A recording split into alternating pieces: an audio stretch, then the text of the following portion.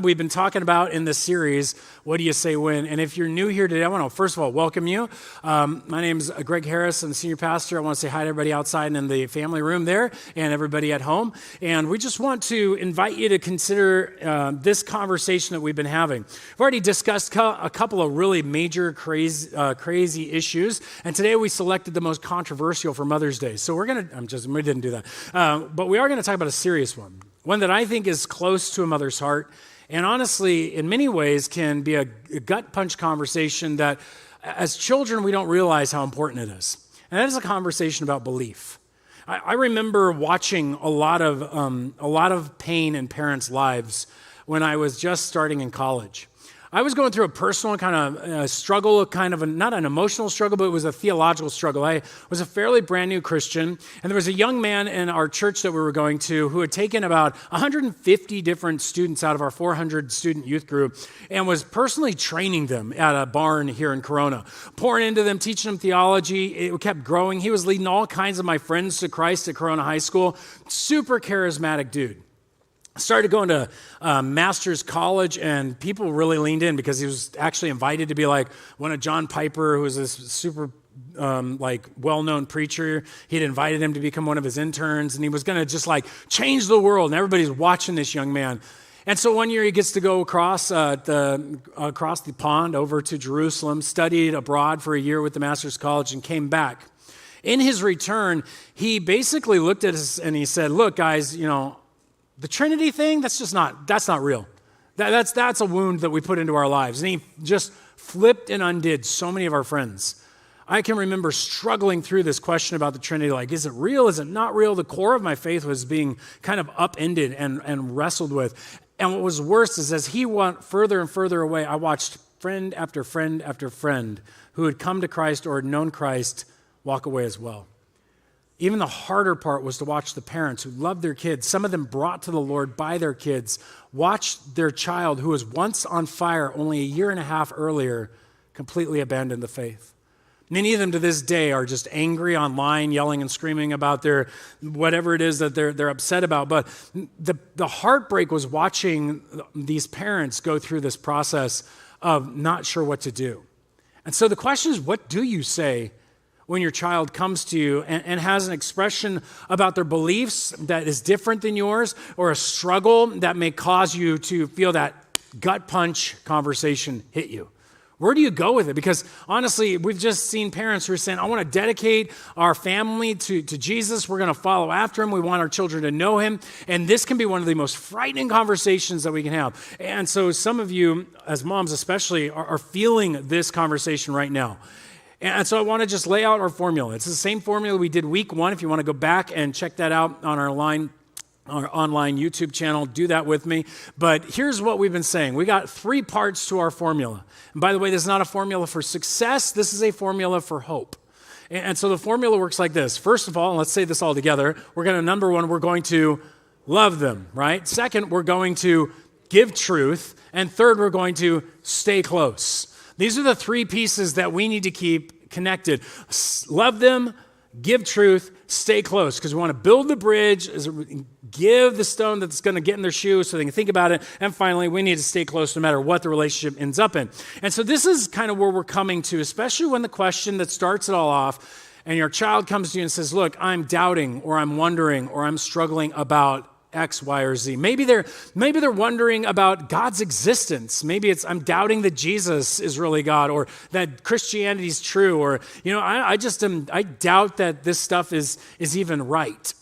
There are a lot of ways that this comes across, and probably most of us have met somebody, or you've been someone who has struggled with doubt. It makes me think back to when I first kind of was hanging out with Brent, Pastor Brent here at our church. He was part of our youth ministry. He was helping out, and he was just got a lot of questions. And he approached me, and he was just like, oh, man, I got these questions. I just don't know what to do with them. And he starts asking a couple of them. I'm like, oh, that's cool. That's interesting. He says, I know. I should just have faith. Anybody ever heard that answer before? Right? Oh, you just have faith. And he's like, I know. I should just have faith. And I'm like, what? I came from a secular family. I didn't grow up necessarily in the church with all the churchies. And suddenly I'm like, what are you talking about? Just have faith. No, man, it's okay. Ask the questions. You ought to get good answers to your questions. I think you're going to find out if you engage him, you're going to get more out of him. And he's like, what? It was almost like I told him he could go speeding on the 15 freeway. It's like, this is amazing. And he was so excited that he got to ask these questions and engage with this stuff and not feel like he was doing something wrong. And so when we walk into this conversation about doubt, first and foremost, I want you to take that kind of a tact. That doubt is something that is real. It's something that people go through. And in fact, the book of Jude, verse 22 says this, have mercy on those who doubt. Have mercy on those who are struggling and wrestling and questioning the faith. Don't attack and be caustic. Have mercy. And I love this. This fits that part where we're talking about love them. That's our first aim. Love them. Because you know what? When somebody's in doubt, I'll just be quite honest, having gone through a very long season of doubt because of that event with the Trinity conversation, it was weird. It was like I didn't know where to get my footing. It was like everything under you is like liquid, almost like you're walking on water in a sense, which is a weird thought because the one place Jesus addresses doubt is when Peter's walking on water. It's found in the book of Matthew in chapter 14. And what's fascinating about this passage is how is the interplay in the words. So Jesus is walking across the water as he's coming to them. They think it's some kind of apparition or something. They're not sure what it is, if it's some god or something, because they're like, humans don't walk on water. Gods do and ghosts can, or whatever it is. But they're definitely like freaked out. I think I'd be afraid too if I saw something or someone walking across on water. And so Jesus tells them, take heart, it's I, don't be afraid. And it goes on, as Peter then realizes it's Jesus. Verse 28 says, Peter answered him, Lord, if it is you, command me to come out to you on the water. And he said, come. So Peter got out of the boat, walked on the water, and came to Jesus. Now, nobody here can say that Peter didn't have some kind of faith. Like this guy had faith. He trusted. He was like, I'm stepping out. And suddenly the water's solid under his feet. That had to be freaky. And he's walking out and he gets to Jesus. But it continues on. In verse 30, it says, but when he saw the wind, so Peter sees the wind and he was afraid. And beginning to sink, he cried out, Lord, save me. And Jesus immediately reached out his hand and took hold of him and saying to him, oh, you of little faith, why did you, what? Doubt. Wait, what's going on? Notice the weirdness here. When he saw the wind, he was what? Afraid. But then Jesus says, oh, you have little faith. Why did you doubt? Why did you fear? What's this association between fear and doubt? And it's an important connection because when someone comes to you and they're doubting, the reason we want to give mercy is because there is always and often a story going on in the background. There's something more than just the questions, to be quite honest. In fact, while Brent was coming to me, he's like, man, I got these questions, I got this stuff. It sounded like, oh, he's just curious, right? He's just got some good questions. He wants some answers. Have the questions. What I discovered is no, there was a relationship going on in the background. See, his dad wasn't a believer. And he wanted his dad to understand the faith. And his dad had these questions. Well, these were the questions Brent was bringing. He was struggling through the same questions, the doubt and the stuff. And as he brought these questions forward, realized he could answer them, he could go and begin to engage his dad. And that's what he would do. He would engage him in these conversations because there was a relationship. Now, we need to have answers to the questions. Don't get me wrong. I'm a big proponent to you guys understanding the answers to your doubts. But what I think we need to first do is in the conversation with somebody, instead of immediately becoming caustic, I want you to get curious. Instead of trying to convince someone, I want you to be curious about what's really going on because most of the time there's a relationship behind it. In fact, current studies in youth ministry and young adults across the United States has said that they are more likely to belong to a group far before they will ever believe in that group's ideas. I was just having a conversation with Pastor Justin, just 2 days ago, and he was telling me about a friend of his whose daughter, raised in a Christian home, loves Jesus, but at school, in public school, the only friends she really connected with were all Muslim. And now, because of this connection with this Muslim group, she comes home and she says, well, I'm Muslim. But she doesn't know what they believe, and she doesn't understand the belief system. But because she belongs to them, she wants to identify with them. Anybody else felt that way in high school or at any other time of your life? And what happens is when you have a relationship with people and you belong to a group that think differently than your church or your belief system, you're going to doubt. Don't you agree? There's going to be questions when you have a friend who is living a certain lifestyle and you're like, well, I thought that lifestyle was wrong. What do I do? I really like this person. Oh, they're in a different religion than me. And all my friends are of that religion. Well, I must be wrong then, right? That kind of conversation needs such a gentle and kind hand because we understand we're asking our children to navigate difficult conversations that, let's be honest, some of you don't want to deal with at work.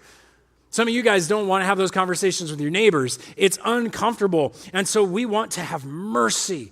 And we want to engage them and get curious, not caustic or convincing. And so here's some language you can use. As you engage in this, for moms, dads, friends of others around you, start with some of this language. Instead of saying like, this is what I think, say, well, I'm wondering if your friends are kind of influencing. Do you think? No. Okay, well, I was guessing that this suffering your friend is going through probably is causing you a lot of struggle, isn't it? I can imagine that it's really difficult to have those conversations, and that probably makes you wonder if the Bible's true, or it makes you wonder. The best one on this list, by the way, is, well, tell me more.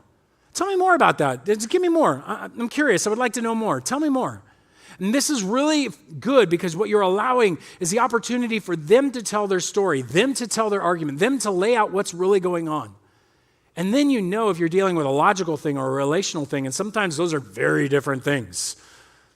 By the way, that might be why you're having fights in your marriage. But anyway, so that's logical, it's relational. Anyway, the goal here is that you want to build that bridge and love them way before you start delivering the truth. Now, you do deliver the truth. You want to give the truth by learning about your own faith. Like way before this should ever happen, let me just invite you to make a consideration.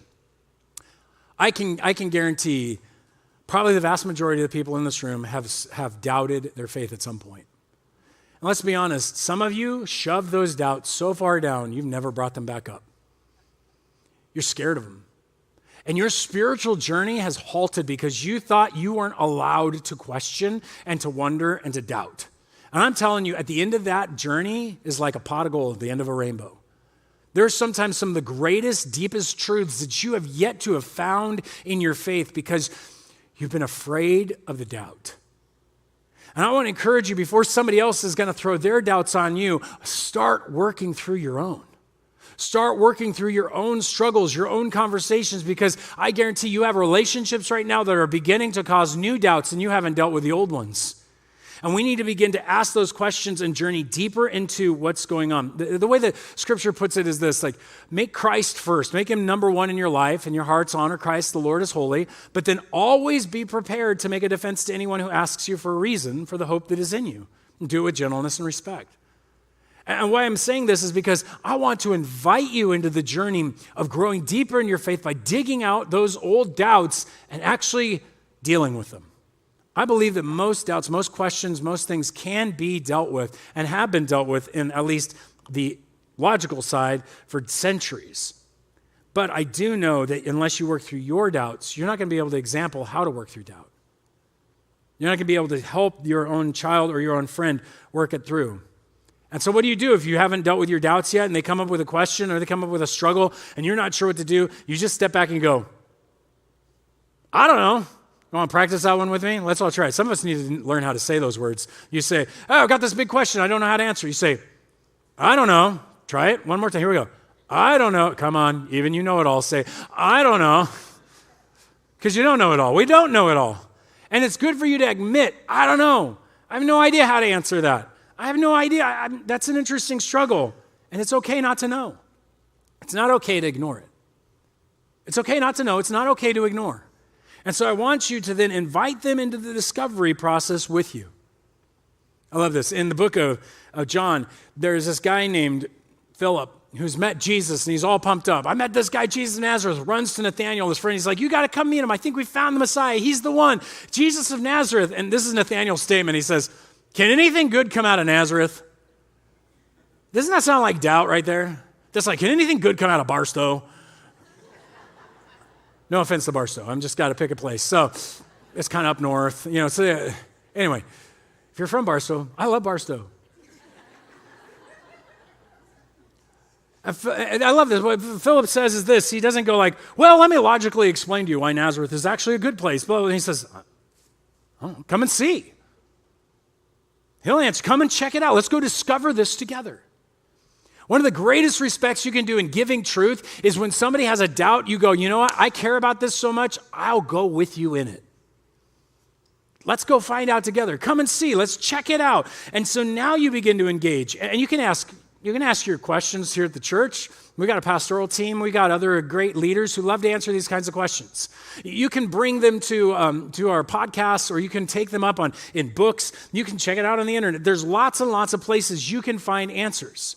And we want to invite you to bring those doubts together. Start moving through the process. Develop and grow and discover these beautiful things that are there. As you do that, though, be prepared with this. Remember, the way we pass truth and we give truth away is given to us by James. He says, first of all, we're going to be pure and then peaceable. We're not trying to pick a fight. We're not trying to cause problems. We're going to be pure in our motivations. We want to be gentle. We want to be open to reason. Mark that one in your mind.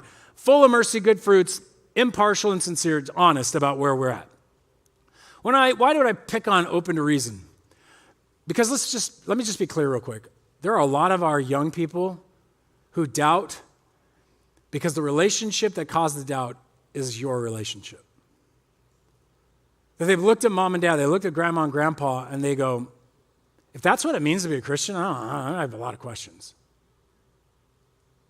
And when you go with them, you got to be prepared that you could actually be a source of the relational tension and why they may be doubting. And you got to be okay to carry that. And think about that as a parent. I know that's like a nightmare scenario, but there are a lot of students that I met over the years who go, well, I don't know. My parents always talk about this Jesus stuff, but they sure don't live it. You know, I get it. Like, you're supposed to be kind, but they're always telling me how I'm supposed to do them. And they're jerks on the freeway. And look, here's the thing. We have to be careful because when we engage the doubts, you may discover, like I said, that you're the issue. Now, here's what you do. First and foremost, we do need to help instruct each other that there's a difference between inconsistency and hypocrisy. I think a lot of people get accused of hypocrisy when, let's just be honest, we're inconsistent. Part of the Christian faith is an inconsistency. It's built in. How do you know you're being a hypocrite or you're inconsistent? An inconsistent person says, oh man, I want to be like Jesus. I want to live like this. These are the things that I'm called to do, and I'm aspiring to do it, but I keep failing. I know I fail. It's an honesty in the journey that you're not perfect, but you aspire to be like Christ. That's called being inconsistent. A hypocrite is, we have to be like this. You have to be like this. Well, you're not being that way. It doesn't matter. You have to be like this. That's the rules. When you're pointing at something they have to be like, and you're using it to conform someone else, and you're not living up to it and or admitting to it, that's hypocrisy. And so we have to help sometimes journey through a conversation of apologizing for being hypocritical, and at times just admitting we're inconsistent. And we've been afraid to because we think it gives permission or something. No, it just is honest. And you need to be open to reason and sincere and honest when you address this. And when you finally do address these, watch as you go through the doubts. If you've dealt with your doubts, one of the most important things to do is then not just give them the answer. Guys, you're not looking for answer, you're looking for meaning. You know, when I came to the end where I struggled with the Trinity, which is a pretty esoteric struggle, you're like, you are such a nerd. Yes, I am. But my gosh, you know what I discovered at the end of my conversation with the Trinity? Not only is it everywhere in the New Testament and the Old Testament, not only is it clearly in our scriptures, and not only has it been clearly taught throughout church history, there is something about the Trinity that's so powerful because the center of reality is a relationship. Have you ever wondered why you sit on a chair, or you stand in front of a person, or that you cannot construct a sentence without a relationship word? In, on, over, above, through, with. Why is all of reality relational if God is not a relational being? If it's just the monad, the single God in the heavens with nobody there, how did he come up with a concept of relationship at all when he has no relationship? Except the Trinity is an eternal relationship. And therefore, the center of the universe is this concept of love, and everything revolves around Why do animals have relationships? Everything is relational. See, it wasn't just simply I came to the answer that the Father and the Son and the Holy Spirit are all God, and the Father's not the Son, the Son's not the Father. Yeah, I can do all that. I can prove it. It's the meaning. That's the pot of gold at the end of the journey of doubt. It's going to become so integrated into your soul that it's more than just an answer. It's actually explanatory. It's powerful. I invite you not to avoid your doubts, not to not go through the journey. Step into the journey and discover the meaning that's in the midst of these things that God allows you to wrestle with because he wants you to know in an intimate way, not just have an idea. And so go with him in the journey and be careful and be ready to discover those truths, even about yourself. And so in this then, you want to stay close. And the reason why I think you want to start this journey on dealing with your own struggles is because you want to model change. You want to be the one who shows what it looks like to have gone through a wrestling match, to show confidence in the midst of a doubt. And you can do that if you've already begun to deal with your own doubts. And so as you work through these things, you'll be much like Paul says in the book of Philippians. He tells you this, what you have learned and received and heard and seen in me, practice these things and the God of peace will be with you. This is not arrogance, by the way. We can read it like, well, what you've learned and seen and received in me. No. This is him saying, this is what I learned, this is what I received, this is what I've heard, and this is what I've done, so I'm doing it. What you saw me do, you do, because I'm trying to be a model. Parents, isn't that what we're supposed to be? We're supposed to be as good of a model as we possibly can. Man, there's a challenge. You want to see change in your kids? Change yourself. Become the model. Be the shift. Be the adjustment that happens. And so what do? Like, well, if it's a relational issue, you're not going to answer the questions. Invite the friends over. Have them come over. But they're little sinners. Yeah, so are you. It's awesome. Have them over. Have a conversation. Ask them questions about what they believe and about their lifestyle and how they got there and what's their family life like. Be loving. Show how to love people who are different than you. Show how to be confident in your faith. When they are asking questions, open yourself up to questions. Model the change. Model the ability to work through doubt. And when you do that, you are actually bringing confidence and bringing an ability to be okay with doubt and work it through to its natural conclusions. And so I want to encourage you to engage in that model life. But there is a point at which, look, I agree. Sometimes we're talking about these things, and you go, but my son or daughter, they're not doubting anymore. They're at this place, they just don't believe in it. Some of you may be this place. You may be that kiddo, that family member, and you're here on Mother's Day. You're like, I'm here because it's Mother's Day. And I'm engaging with you as well. Because I get it. In some ways, you're not doubting, you just don't believe it. You've come to a conclusion. And just so you know, when you say that, I don't know how it went with you. It may have gone really bad. It may have been really panicky. You see, what we've learned, what we've been talking about in this series, is that when you get a gut punch conversation, the one thing that wants to take over is this thing called fear. And fear, that's a trap! Okay, so I had to say it. I want you guys locked in your head. Fear is a trap. It's a trap. You got to remember that when you panic and you have fear, you're going to come out with bad ways of handling it. And so maybe you are somebody who got a bad end of the reception. I would hope that from here you can begin a new journey in a conversation with your family or your loved one who believes in Christ and maybe you don't. And that is because we want to have that journey. First, we want to love one another. And so it's the same as above. What I'm inviting you, Christian parents and grandparents and others, to engage in is really to understand the story. Now, I don't think anybody's story is unique and new, so much so that I believe the Bible already talked about all the ways, there we go, goodbye, all the stories that could happen. In fact, Jesus, in his predictions of the end times, puts it this way. He says, there's going to be a time where many will fall away. Speaking about Christians, will fall away and betray one another, and they're going to hate one another. And many false prophets are going to arise and lead many astray. And because of lawlessness will it be increased, because we're doing whatever the heck we want, love of many will grow cold. So he describes these reasons people will walk away. First of all, he says, relationally. There's this tension that can exist. You may have gone to a church that spiritually abused you. You may have gone to a place that you felt was more cultic and dangerous, and you weren't allowed to ask questions. You were just told what to believe, and you were told to burn your Harry Potter books and on and on and on. And nobody had ever read them because we were just going with it emotionally. No. You know what?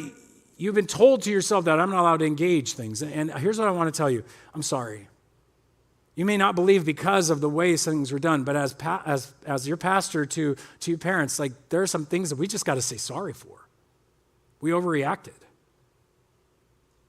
And we need to invite a conversation back in the engagement. Because the other reason people leave is they think they've got a better answer. They've had these questions and they found somebody who answered them better than they thought the church did or the Bible did or something. And I think it's really important as a parent, find out what that source is. Find out where it comes from. And for those of you in the room, you're like, yeah, I got a better answer. And I'm like, okay, I agree. Some people find these better answers, but we need to have an engagement about those. Next is then, some people walk away because, look, they went through suffering. Jesus is talking about the soils. He says there are the ones that are on the rock, it's just throwing out these seeds and they're turning into plants. And there's these ones that fall on this rocky soil. It says those that fall on the rock are those when they hear the word, they receive it with joy, but these have no root. They believe for a while, and in a time of testing, in a time of suffering, they walk away, they fall away. Some of our lives was we went through suffering. You saw a parent go through something, you saw your friend go through something, and you're just like, I can't put this together. That I'm going through hell, and how could God put me through this? And so there may be that you walked away from a piece of suffering. It may be that you walked away because of sin. Let's just be honest. And Paul had a guy named Demas, and he fell in love with the world. He'd been serving with him this whole time. He's like, he's loving with this present world. He departed, he left. And what happens is that most of the time, and this is what I've seen most of the time, is that you grow up believing there are these things you're not allowed to do, and we shouldn't as Christians. We're called to not do certain things. And you go, but I really, really want to. And so I want to do that. I don't want to follow this. I want to do that.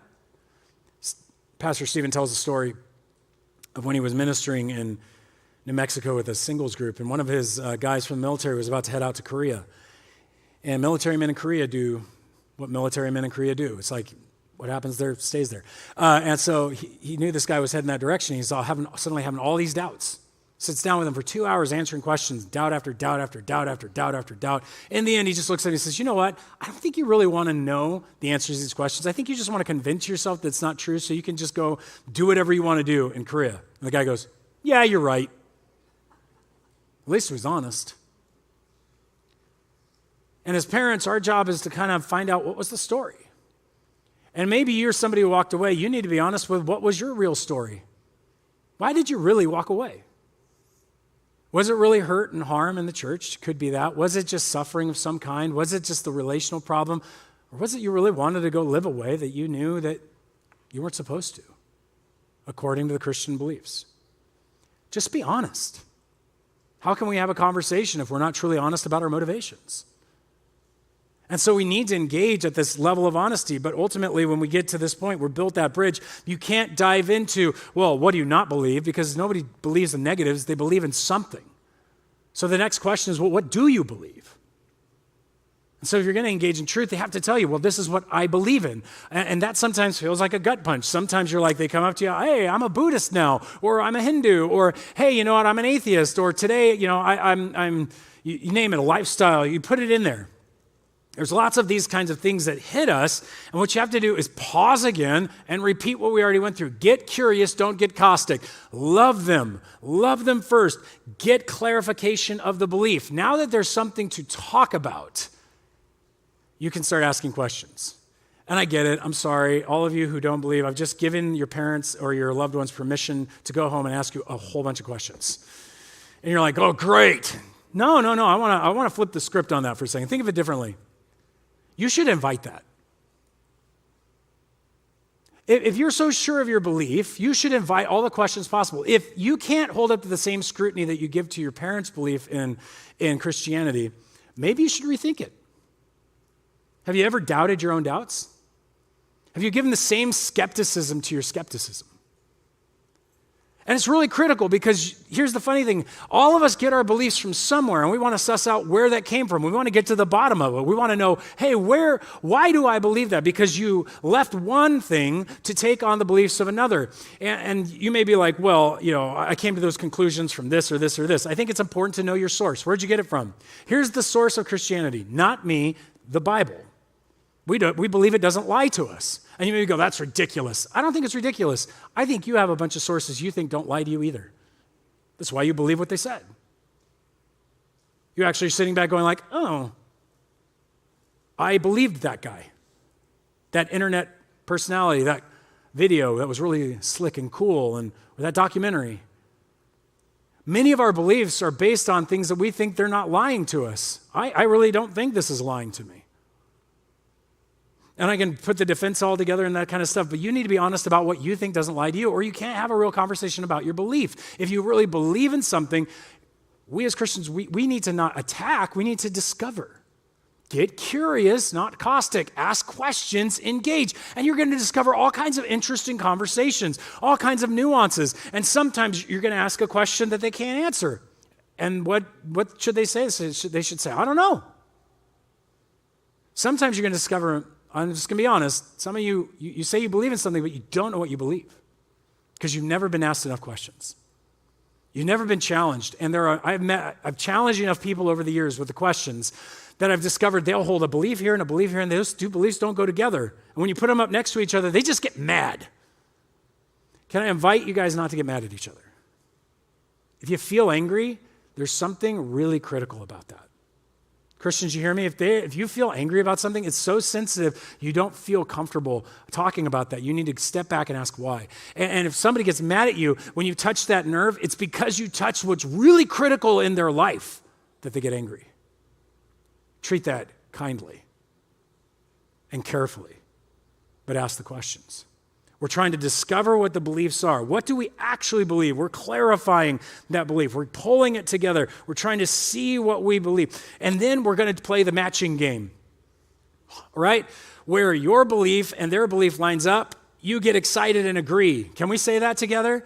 There was years, this is so critical. Years ago in our family, we had somebody who was just, they were living together, and it was a long time they'd been living together, and finally they decided they're getting married. And people were like, should we go to the marriage? Should we go to the marriage? I'm like, yeah. We all agree marriage is good. Why wouldn't we celebrate this? Like, come on, it matches. Regardless of how they got there, we want to celebrate the marriage. And guys, we got to get comfortable celebrating this. Sometimes our ideas align, even though they come from different places. And what we're saying is all truth is God's truth. And sometimes we're like, yeah, human rights matter. We're like, yeah, we agree. We all agree we should not just be, killing people left, right, and center. Let's just all agree that no matter where we come from, we agree on that, right? We got to find what matches, because now you're building ground. You want to have those common places where you're talking, because it can't all be negative. It can't all be fighting. It's got to be commons, but yet, yes, the differences. So pull those two together as you work through that, and you'll have a better, more productive conversation. But here's the final piece. You have to heal the hurts where necessary. I guarantee you, and behind a lot of people who've changed beliefs is a lot of pain. You may discover that you took them to a church that they got hurt at. And as the parents, you have to own that. And you have to go in and work on that and try to help them understand not all churches are the same, and Jesus is the point, not the church all the time. But the churches get messed up, and you got to work through that pain. Perhaps even help them go get counseling and care for the damage and the hurt that's been done to them. We've got to take that seriously. It's not a flippant thing when somebody reveals the pain in their life. And if it's us, we got to do our best to make it right. And so we want to engage with love, want to give that truth and stay close. It's never final, it's never over.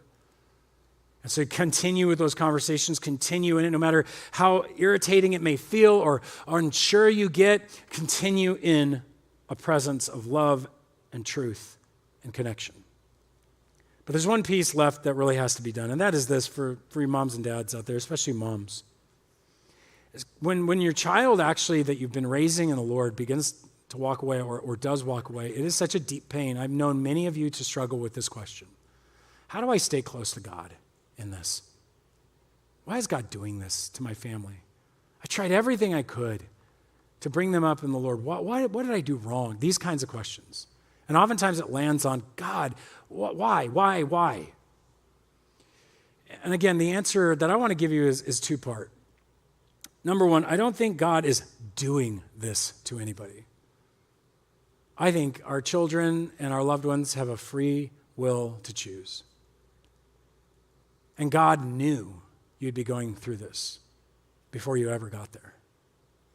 In fact, in the scriptures, in Psalm chapter 23, verse 4, it says, even though I walk through the valley of the shadow of death, I will fear no evil. We all thought this was a funeral verse. No, this is a verse about walking through the most difficult part of life. Death hasn't hit you, it's just shadowing. And as you walk through the most dangerous, difficult parts of your life, you don't have to fear evil. Why? Because he's not dragging you through it. He's with you. His rod and his staff are there to comfort you. It's as if God knew, it was certain that one day you would approach this situation. He's just been waiting to join you in the journey.